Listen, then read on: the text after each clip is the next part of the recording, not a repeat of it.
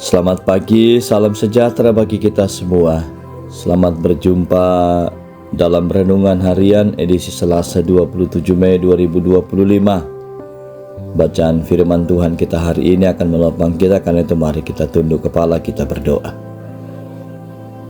Kami bersyukur kepadamu ya Tuhan atas segala kasih karunia-Mu, menyertai kami dan menopang setiap kehidupan kami.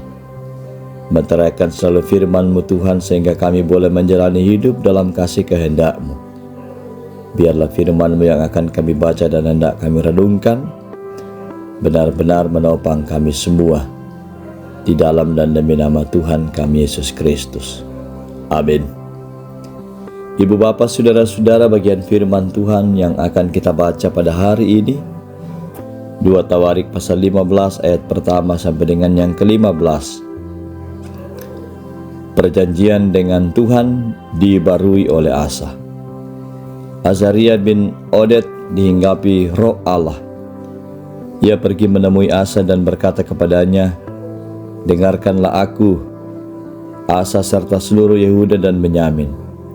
Tuhan besertamu apabila kamu besertanya. Jika kamu mencarinya, ia berkenan ditemui olehmu. Tapi jika kamu meninggalkannya, ia akan meninggalkan kamu. Israel sudah lama sekali tanpa Allah yang benar, tanpa imam yang mengajar, dan tanpa hukum. Tetapi dalam kesesakan, mereka berbalik kepada Tuhan Allah Israel. Mereka mencarinya dan ia berkenan ditemui oleh mereka. Pada zaman itu orang tidak dapat melakukan kegiatan dengan aman, karena kekacauan besar menimpa segenap penduduk negeri-negeri. Bangsa menghancurkan bangsa, kota menghancurkan kota, karena Allah mengacaukan mereka dengan berbagai kesukaran. Tetapi kamu, kuatkanlah hatimu, jangan biarkan tanganmu melemah, karena ada upah bagi jerih payahmu." Ketika Asa mendengar perkataan ini dan nubuat Nabi Azaria bin Oded itu, ia menguatkan hatinya dan menyingkirkan berhala-berhala yang menjijikkan dari seluruh tanah Yehuda dan Benyamin, juga dari kota-kota yang direbutnya di pegunungan Efraim. Ia memperbaiki mezbah Tuhan yang ada di depan serambi bait Tuhan. Ia mengumpulkan seluruh Yehuda dan Benyamin, juga orang-orang Efraim, Manasye, dan Simeon yang tinggal di antara mereka sebagai pendatang. Sebab dari Israel banyak yang beralih kepadanya ketika mereka melihat bahwa Tuhan Allahnya beserta dengan dia. Mereka berkumpul di Yerusalem pada bulan ketiga tahun ke-15 pemerintahan Asa. Pada hari itu mereka mempersembahkan kepada Tuhan 700 lembu dan 7.000 kambing domba dari jarahan yang mereka bawa pulang. Mereka ikut serta dalam perjanjian untuk mencari Tuhan Allah nenek moyang mereka dengan segenap hati dan jiwa. Setiap orang yang mencari Tuhan Allah Israel, baik anak-anak maupun orang dewasa, baik laki-laki maupun perempuan, harus dihukum mati. Mereka bersumpah kepada Tuhan dengan suara nyaring dan sorak-sorai, dengan tiupan nafiri dan sangkakala. Seluruh Yehuda bersukaria atas sumpah itu, karena dengan segenap hati mereka telah bersumpah. Lalu dengan tekad yang bulat mereka mencari Tuhan. Tuhan berkenan ditemui oleh mereka dan mengaruniakan ketentraman kepada mereka di segala penjuru. Amin. Tema perenungan kita hari ini bertobat, berbalik kepada Allah. Mengkatoba anna membalik laku puang. Pertanyaan refleksi yang terkadang ditanyakan oleh pengkhotbah kepada umat Allah ialah, sejauh manakah kita telah hidup dalam pertobatan dan berbalik kepada jalan yang dikehendaki Tuhan? Tentu ibu bapak saudara-saudara, jawabannya ada pada setiap pribadi yang mendengarkannya.